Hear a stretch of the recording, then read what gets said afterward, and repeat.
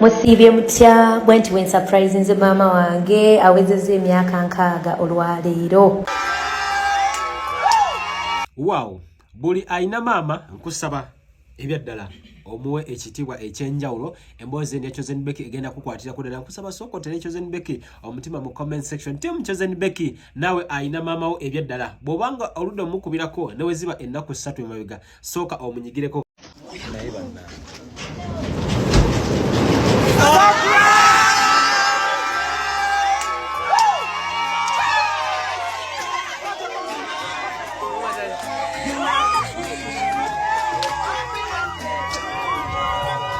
Mama, sorry, together, mommy. Sorry, we go, mama. Sorry.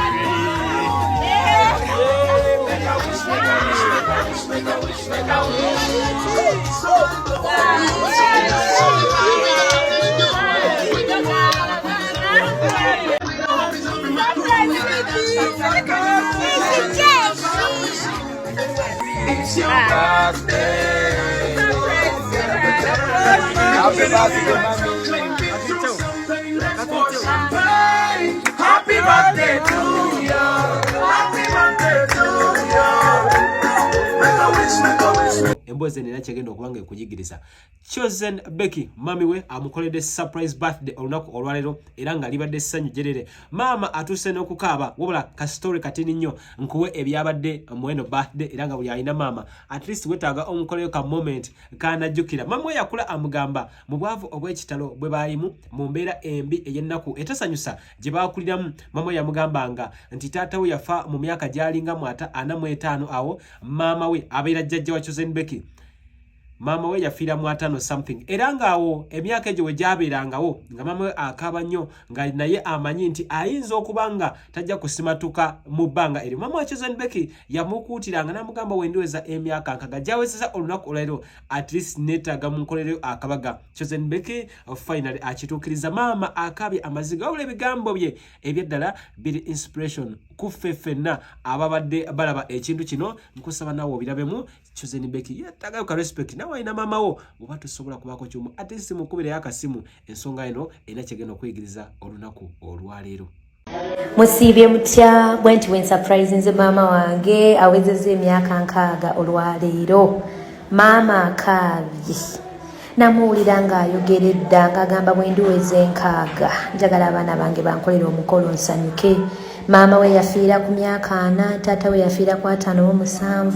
Yangamba buli we yatuukanga mu myaka egyo ng'atya ng'agamba banange ngenda naye Katonda amuwadde emyaka nkaaga ayimiridde talina kirwadde kyonna amannyo gonna mwegali mu kamwa.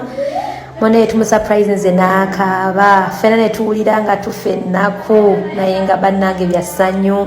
Bannange bw'ofuna omukisa muzadde wo musanyuse muleme kwekuŋŋaanya nga mugenda kuziika mubasanyuse nga balamu batubeererawo.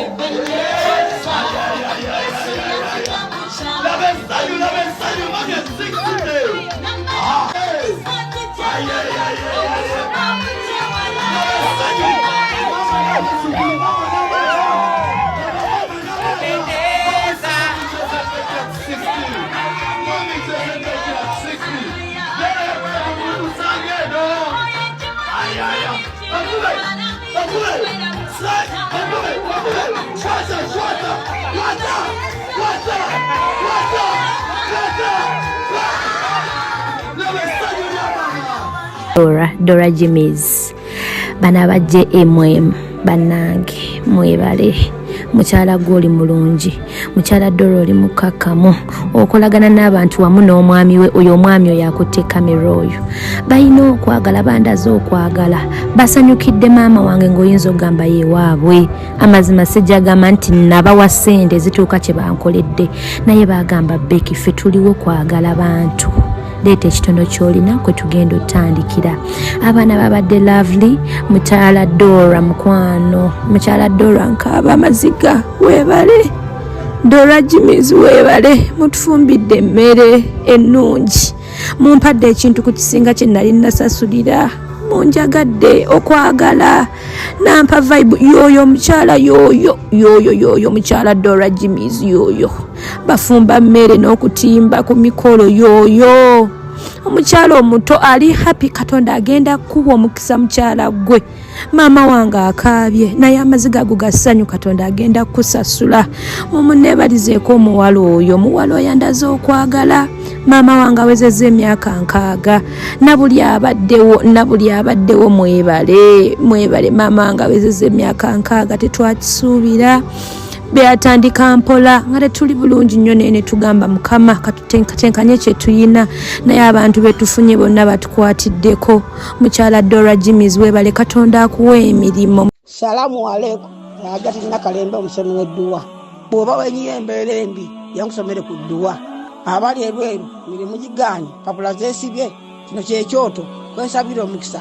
kobe ng'odiriddawa wali wenkusabira n'ofuna emikisa ky'oba olabanga abirira ebinyonyi ebitalina kyakulya naawe atalina mulimu jangu kusomere ku dduwa ofuna omukisa eno ennyanja kwesula buli kimu ekisira ne kiba kikujjudde nekikasuka mu nnyanja nekikunta nekigenda nze Hajati Nakalembe gambawo ennamba yange yeeno 075237529 temuddeeyo nemwebakira ebizibu mukobe ku nnamba yange eno.